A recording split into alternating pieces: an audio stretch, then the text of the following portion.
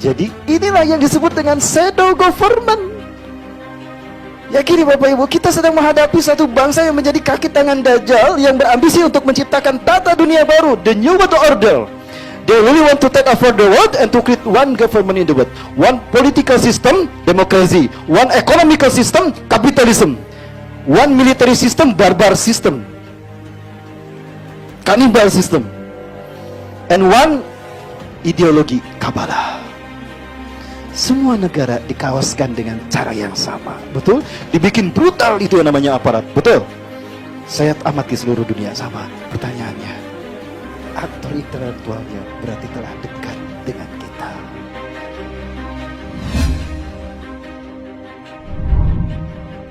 Ada apa sebetulnya dengan Korean Wave? Ya, penuh sekalian. Memang ini ada satu fenomena akhir zaman yang sangat memprihatinkan terkait dengan konspirasi sebetulnya. Konspirasi untuk menghancurkan satu bangsa, konspirasi untuk menghancurkan satu tatanan sosial. Dan itu bernama Korean Wave.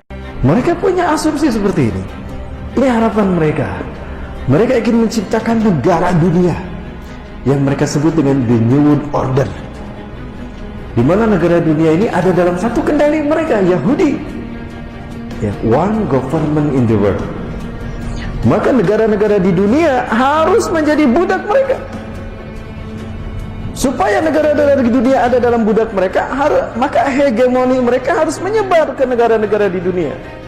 Maka apapun yang menjadi penghalang bagi terwujudnya itu, kill them all, destroy, ya, dan hancurkan mereka. Ya. Bagaimana cara mereka menghancurkan? Ada yang langsung dibantai kayak Suriah, Palestina. Ada yang dihancurkan pola pikirnya lewat counterkultur, lewat budaya. Nah, Indonesia termasuk negara yang harus dihancurkan lewat budaya. Kenapa? Karena fanatisme agamanya kuat. Oh, berarti fanatismenya, pemikirannya harus dirubah, budayanya yang harus dirubah. Perangi budaya mereka dengan budaya-budaya yang mereka mendukung terjadinya hegemoni Yahudi. Salah satu budaya tadi bernama Korean Wave. Musik dan tantra adalah sesuatu yang sangat lekat dengan kehidupan manusia, terutama generasi muda. Hancurkan mereka dengan musik Nabi. Langsung ini, Allah, inilah konspirasi yang tidak terasa. Bagaimana mereka menghancurkan satu bangsa lewat elemen pemudanya. Hancurkan pemudanya agar lost generation, agar putus generasi mereka.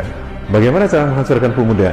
Yaitu salah satu senjatanya Korean Wave, yang tidak disadari Korea menjadi bagian dari instrumen Yahudi dan Nasrani, Dajjal, untuk menghancurkan dunia Islam.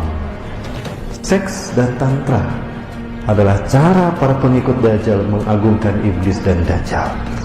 Tantra, syair-syair yang berbau pemujaan kepada mereka. Lihat syair-syair K-pop, syair-syair Korea. Jiwaku untukmu, aku menghambakan diri padamu, aku tunduk pada matamu, karena matamu memberikan cahaya kepadaku dalam segala hidupku. Begitu kan? Nah, dalam konser-konser mereka membawa sosok seekor ular. Apa hubungannya ular dengan musik?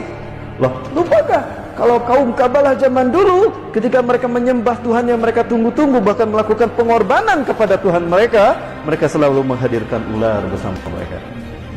Kenapa harus ular? Karena ular adalah sosok ketika iblis diturunkan ke dunia. Lupakah kita? Ketika iblis atau Azazil, yang bernama nama asli Azazil, tapi Allah ganti namanya. Azazil itu nama dari Allah. Azail, Azza yang dimuliakan, Il Allah, Azazil yang dimuliakan Allah. Tapi karena dia sombong, tidak mau sujud kepada Nabi Adam ketika Allah perintahkan, Allah kutuk dia menjadi iblis, pembangkang. Allah turunkan iblis ke dunia di Dastamaisan. Kalau Nabi Adam turun di Hindustan, di Nepal, Siti Hawa di Jeddah, iblis diturunkan di Dastamaisan, Irak, dalam wujud seekor ular besar, bertanduk, bersayap, bercakap, bisa mengeluarkan api, dan bisa berbicara. Ular apa? Ular naga. Maka ular selalu dihadirkan untuk menunjukkan kalau iblis pun hadir bersama kami. Seks dan tantra mereka. K-pop adalah salah satu warna yang terbaru, menyingkirkan dominasi Christina Aguilera, Britney Spears, kemudian juga Rihanna, kemudian juga Madonna. Itu zaman senior. Maka muncul kelompok artis Illuminati berikutnya. Siapa? K-pop Korea. dan ternyata efektif untuk menghancurkan Asia. Kenapa harus Asia? Karena kebangkitan Islam akhir zaman akan muncul dari Asia, dan itu yang menjadi kendala terbesar dari mimpi mereka mendirikan Year of the Jewish Kingdom di 1000 tahun terakhir. Ini Bapak Ibu. Nah, Bapak Ibu mengerti apa? Ini sekali lagi merupakan sebuah pesan-pesan terselubung. Ada dua hal sebetulnya yang menjadi konten dari hiburan entertain belakangan ini. Ya. Sehingga pemirsa yang menjadi pemerhatinya itu terbagi dua. Ada pemirsa yang umum yang hanya menelan bulat-bulat K-pop itu dari sisi keindahan syair, musik dan koreografinya, tanpa memahami pesan yang terkandung di dalamnya.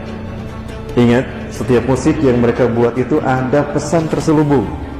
Ada pesan-pesan terselubung di dalamnya, yang pesan-pesan ini adalah bentuk pengagungan mereka kepada Tuhan yang mereka sembah, iblis dan dajjal, yang kemudian disimbolkan dengan seperti ini. Ya, iblis dan dajjal. Ya. Kemudian itu tidak dibaca oleh pemirsa secara umum, dan itulah yang tidak dipahami oleh generasi muda kita, yang mereka hanya menelan bulat-bulat tanpa daya saring iman dan Islam apa yang disuguhkan oleh Korea K-pop itu tadi, oleh musik-musik itu tadi. Yang jelas euforia yang mereka bangun, tidak sadar lambat laun mereka mengarahkan semua apa yang jiwa mereka ke sana, maka dimakanlah jiwa mereka. Itulah yang diinginkan oleh iblis dan dajjal. Maka pada akhirnya mereka pun mengidolakan tokoh-tokoh mereka tadi. Maka kemanapun mereka konser, bahkan ada mereka hadir, apalagi datang ke Jakarta dan Indonesia, mereka menyambutnya luar biasa. Sadarlah Bapak Ibu, kalau Korea merupakan salah satu senjata mereka untuk memerangi kita umat Islam. Dan ternyata yang banyak menjadi korbannya adalah para pemuda dan pemudi. Ya, Bapak sekalian, kita yang melahirkan, ternyata mereka yang mendidik jiwanya, mereka yang mendidik pola pikirnya. Tidak sadar kalau kita sedang dihancurkan oleh mereka, sehingga kita kehilangan aset terbesar di dunia ini. Anak-anak kita, generasi muda kita yang menjadi aset bangsa dihancurkan oleh sistem dajjal melalui agen-agennya. Salah satu agennya adalah Korea. Belakangan ini saya mendapatkan data terkait dengan konspirasi mereka. Mereka sudah mulai berani menggabungkan sejarah Islam, menghadirkan tokoh sekelas Siti Fatimah dan Rasulullah dalam misi K-pop mereka, tapi dalam bentuk film. Pernah mendengar The Eye of Fatimah? Ada? Pernah dengar? Pernah nonton filmnya? Ini yang terbaru katanya. Dan ini ada dalam Korea. 어디서 따온 것 같아요? 파티마의 손. 파티마의 손이 무슨 의미예요? 파티마는 마호메트의 딸인데요. 이슬람교에서는 파티마의 손이 천국의 문을 여는 열쇠 역할을 한다고 믿어요. 그래서 정의의 문에 얽힌 전설이 있어요. 천국의 열쇠와 파티마의 손이 맞닿는 날에 비로소 문이 열리고 성이 무너진다고요. 잠깐만. 뭐라고요? 열쇠? 네, 천국의 열쇠요. 파티마의 손이랑 천국의 열쇠. Ini fitnah mereka, sudah mencederai kemuliaan Sayyidatina Fatimah, putri Rasulullah SAW, bahwa ada tangan dengan simbol satu mata di tangan, ada gambar satu mata, maksudnya gambar satu mata di simbol tangannya Siti Fatimah. Itu fitnah Allah. Riwayat itu tidak pernah ada dan tidak pernah terjadi. Nah, pada akhirnya pemuda kita pun, ini endingnya, akhirnya menerima kalau Korea adalah bagian dari rencana mereka untuk menggiring mereka ke surga, tanda petik.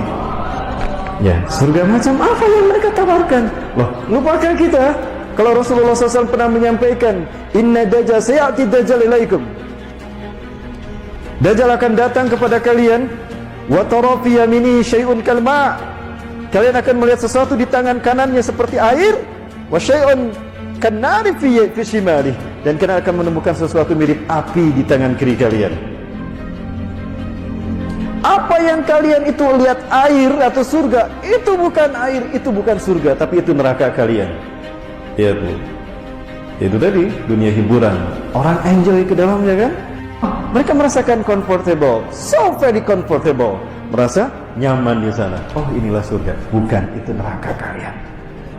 Dan apa yang kalian di tangan kiri lihat itu adalah api, itu bukan api neraka, tapi itu surga kalian.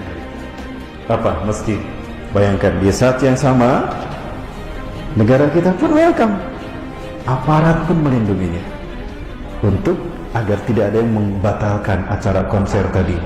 Maka dilindungi kan? Itu jangan salah, di Cengkareng ketika datang aparat kepolisian, luar biasa sigap melayani agen Dajjal. Tapi ketika kiai mau ceramah dihalang-halangi. Nah, masjid ini, kajian ini dibikin seperti neraka, ditakut-takuti, awas teroris, radikal, jangan ke sana. Kamu kalau mau yang ceramahnya Ustaz Rahmat Baikundi itu teroris, ya hati-hati. Nah, dibikin kayak di neraka kita ke dalam ke masjid. Padahal kita ingin mendekatkan pada Allah. Di mana surga kita? Air yang ditawarkan oleh Dajjal atau api yang ada dalam tangan kiri Dajjal? Apa kata Rasul? Apa yang kau lihat api, itulah surga kalian. Masuklah ke dalamnya. Jadi inilah yang disebut dengan shadow government. Yakini Bapak Ibu, kita sedang menghadapi satu bangsa yang menjadi kaki tangan Dajjal, yang berambisi untuk menciptakan tata dunia baru, the new world order. They really want to take over the world and to create one government in the world, one political system, democracy, one economical system, capitalism, one military system, barbar system, cannibal system, and one ideologi Kabbalah. Semua negara dikawaskan dengan cara yang sama, betul? Dibikin brutal, itu yang namanya aparat, betul? Saya amati seluruh dunia sama. Pertanyaannya, aktor intelektualnya berarti telah dekat dengan kita.